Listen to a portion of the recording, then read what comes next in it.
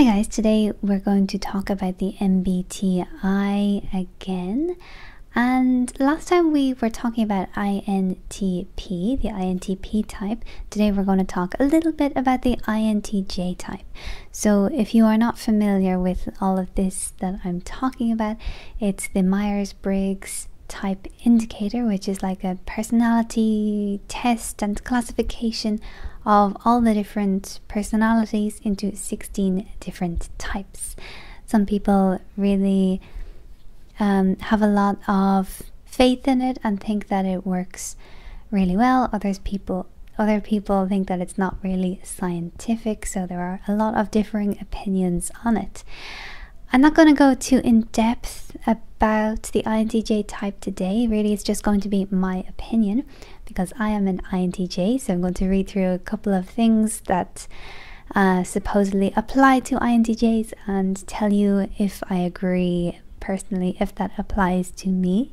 But we won't be going into all of the different functions and things like that. I must admit my knowledge of all this is really rather superficial, and I haven't really looked further into the different functions and the nitty-gritty of how everything works, really.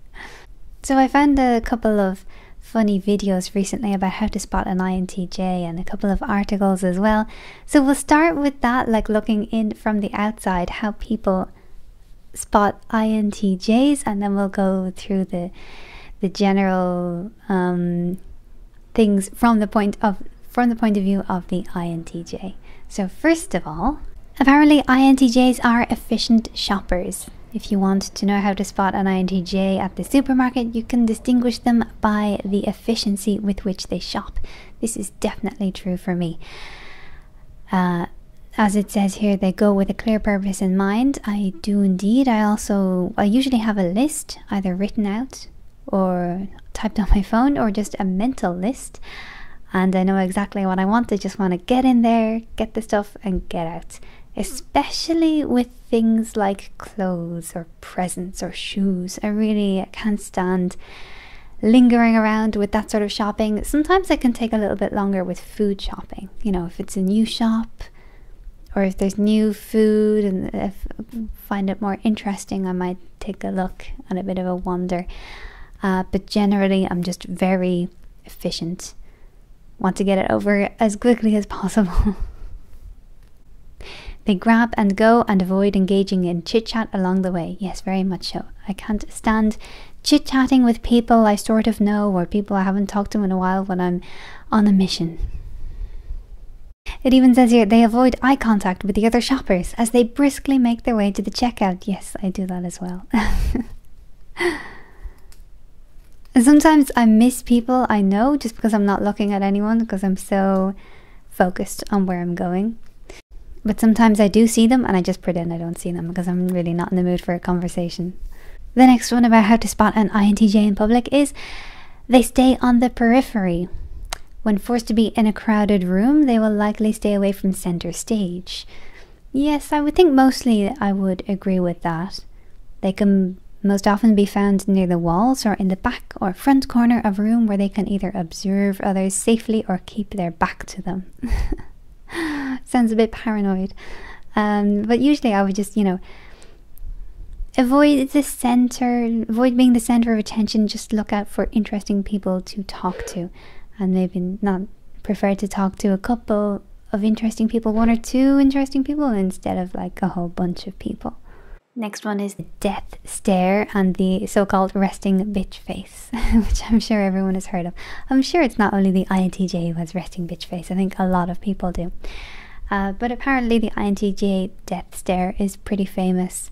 And it has happened to me a lot of times as well. Just if I'm thinking, if I'm not smiling for some reason, people tend to think that something's wrong or I'm really angry about something or really upset, but really I'm just thinking, maybe staring away into the distance.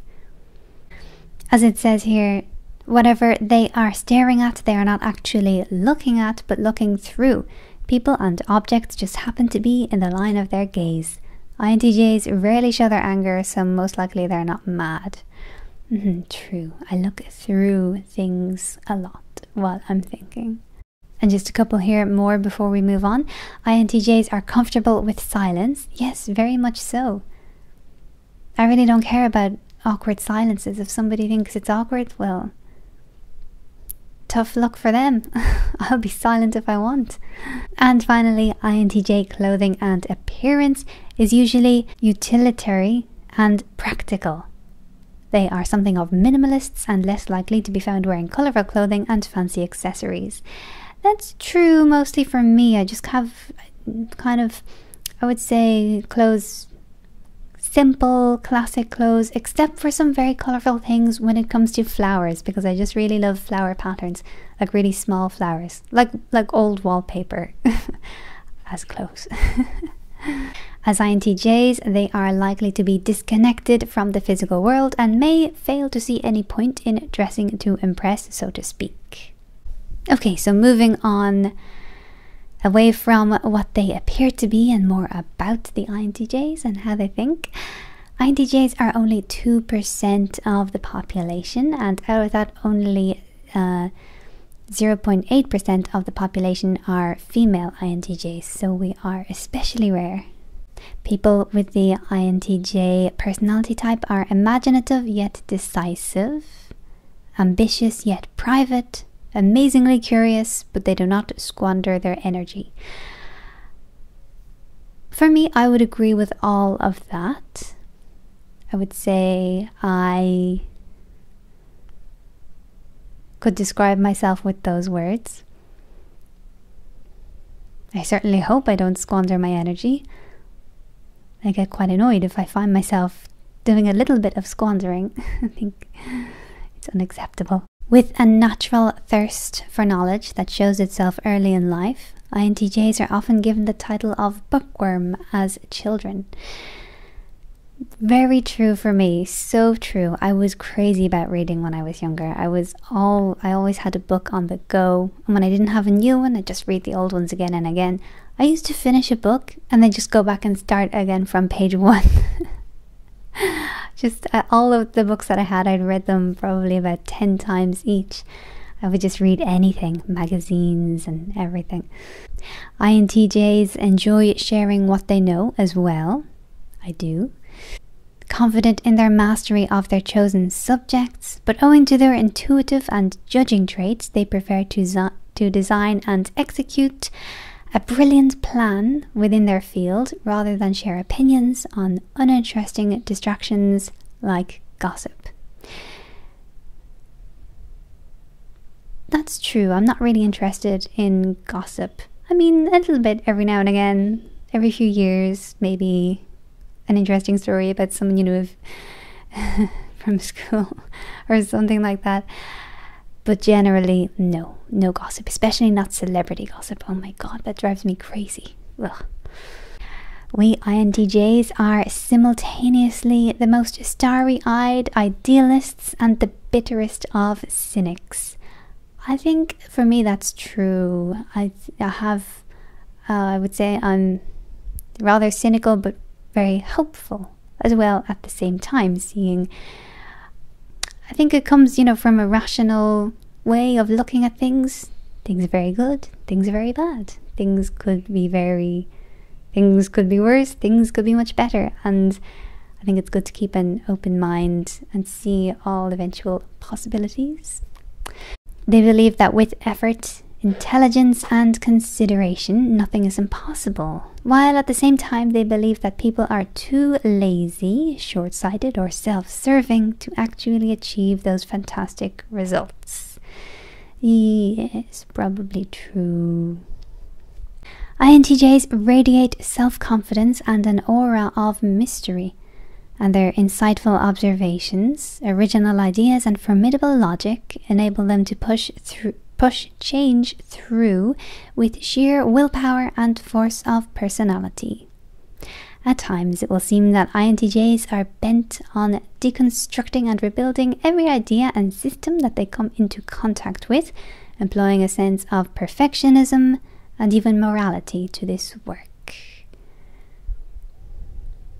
Yes, I think I would agree with that.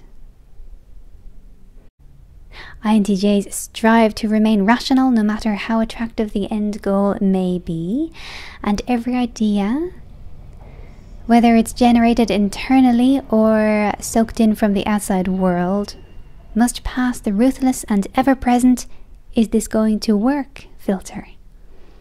This mechanism is applied at all times to all things and all people, and this is often where the INTJ personality runs into trouble.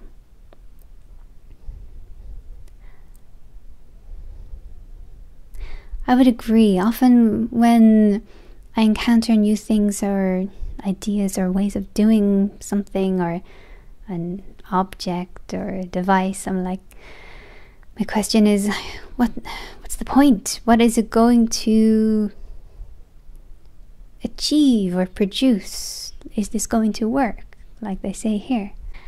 One of the headings here is "One reflects more when traveling alone." And I have heard in a couple of different places that INTJs do tend to prefer to travel alone. That's most definitely true for me.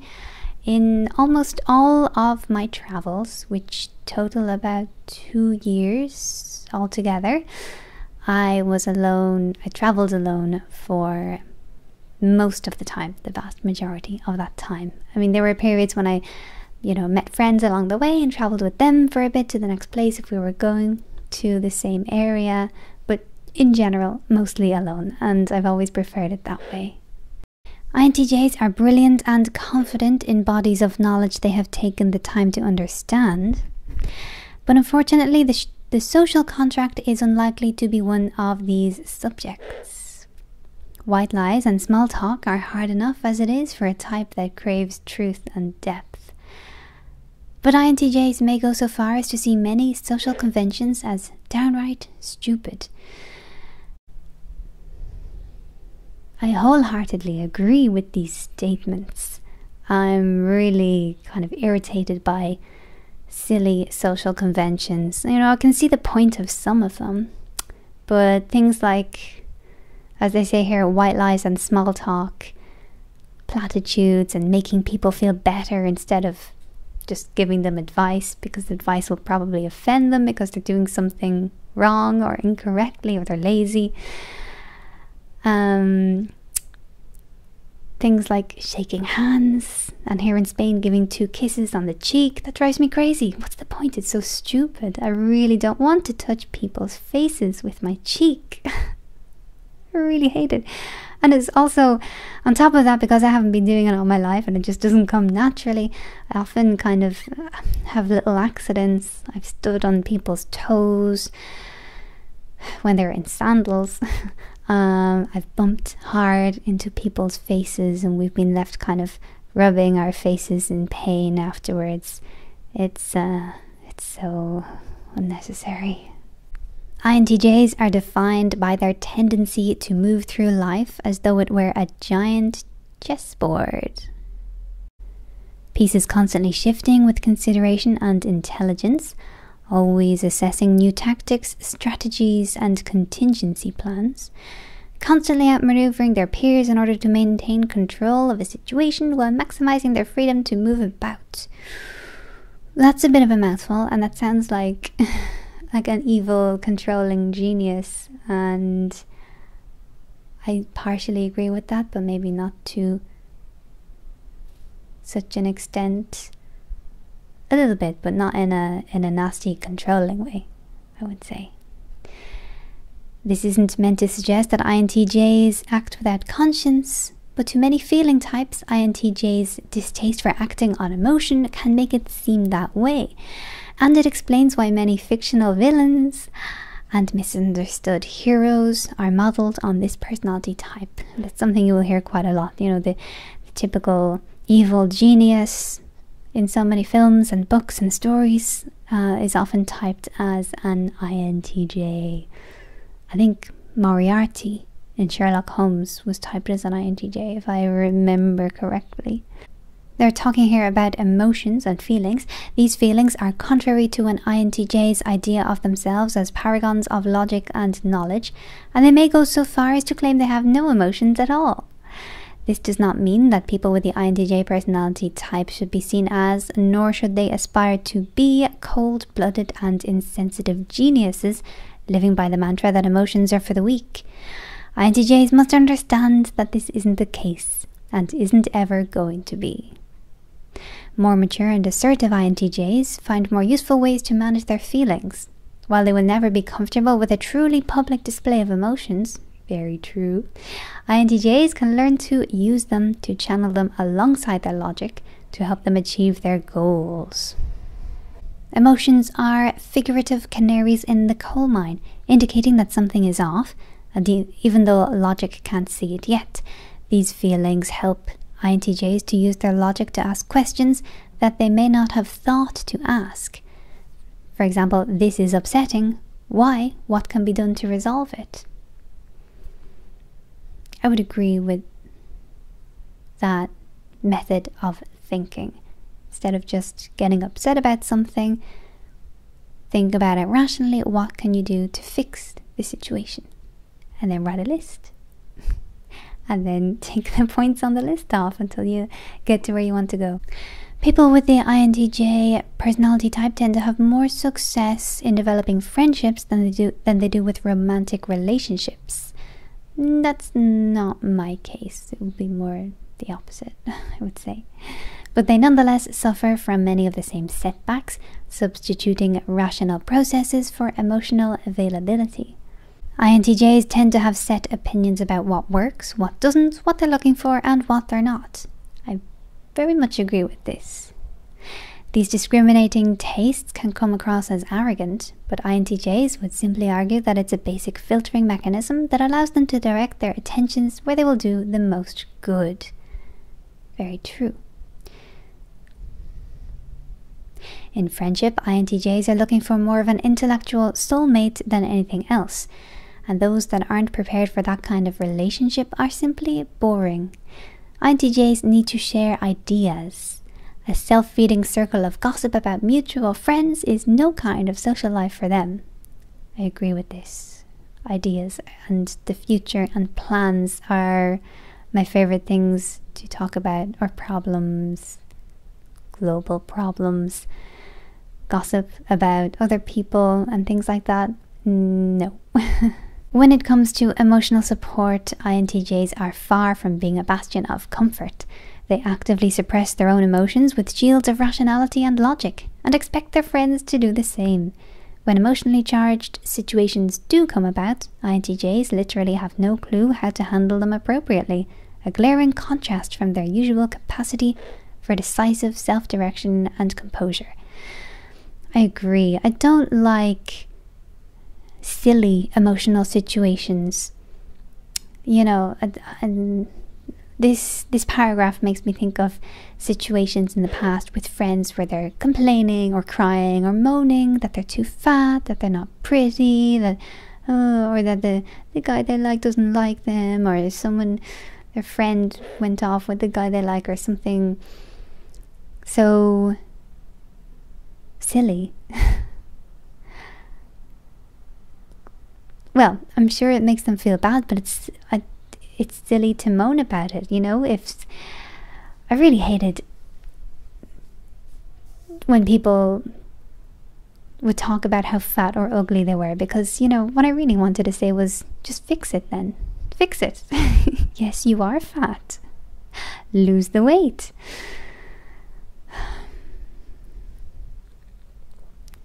But when I was much younger, I used to be, I suppose, more pitying and sympathetic to these people and say, oh no, you know, the usual nonsense, you're lovely the way you are, you're curvy, not fat.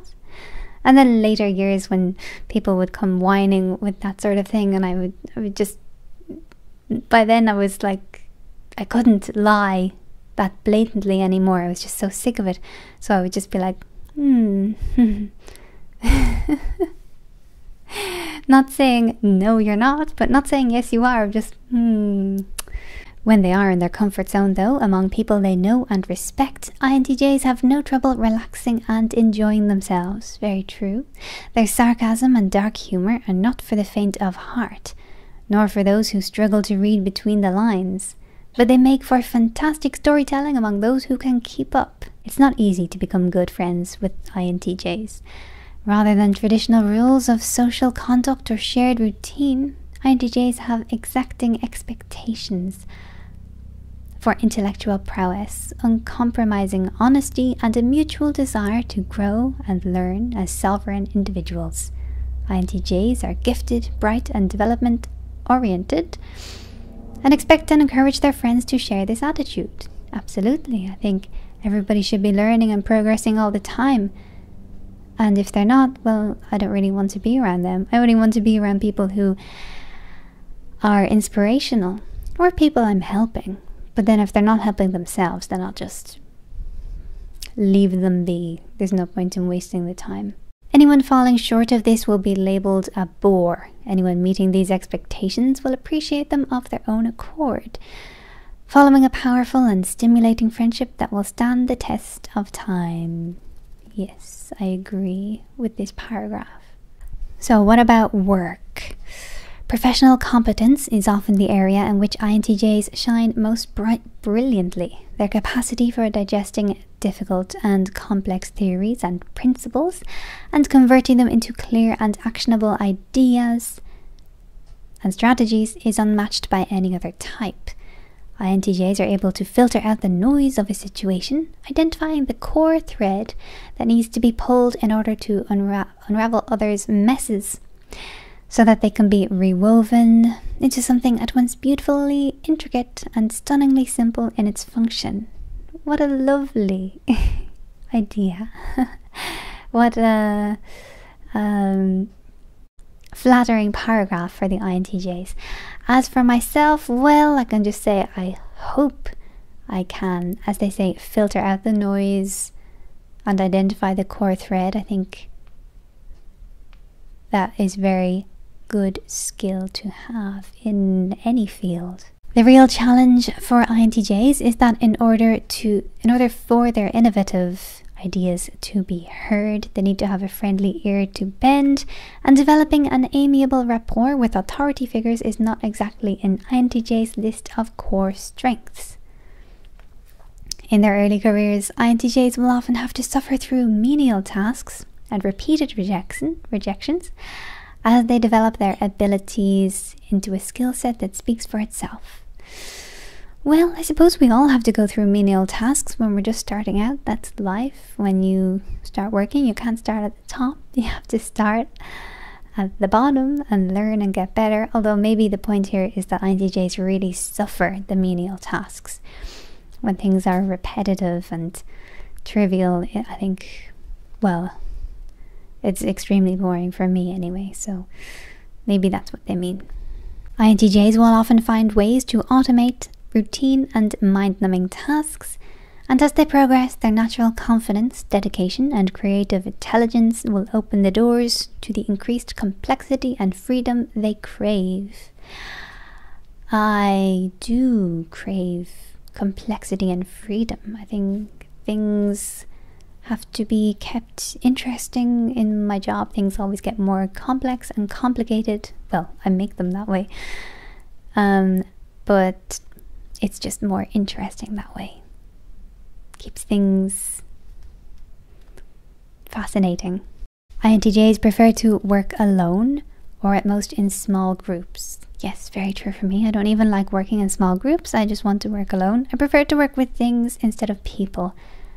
I find it very annoying when I have to keep an appointment with someone, because usually I'm working on something intensely and it's so irritating to have to stop and get ready and see and talk to someone. INTJs have exceptionally high standards, and if they view a colleague or supervisor as incompetent or ineffective, respect will be lost instantly and permanently. That's true. Obviously, I don't work with other people now, but in the past, if I saw somebody who was not being lazy among other people, like being lazy while everyone else was working and everyone else had to work a little bit more to cover up, to make up for the lazy person, that drove me crazy. That really pissed me off. While they don't care for the spotlight, INTJs do enjoy controlling their ideas and will often expand into low-profile but influential roles as project managers, system engineers, marketing strategists, systems analysts, and military strategists. But really, INTJs' vision, creativity, and competence in executing their plans makes them viable in just about any career that requires them to think about what they're doing. I really do enjoy thinking about what I'm doing. While some careers such as low-level sales and human resources clearly do not play to their strengths, INTJs are able to build a niche into just about any institution, including their own, that they put their minds to. Yes, sales and human resources would be my last choice. Okay, well, that's all we'll do today on INTJs. I hope you enjoyed this. If you were wondering a bit about INTJs, or if you are an INTJ, please let me know if you agree, how much you agree and disagree with what they say about us. And if this is the first time that you've heard about the MBTI, take the test and let me know which type you are. And I'll see you again soon.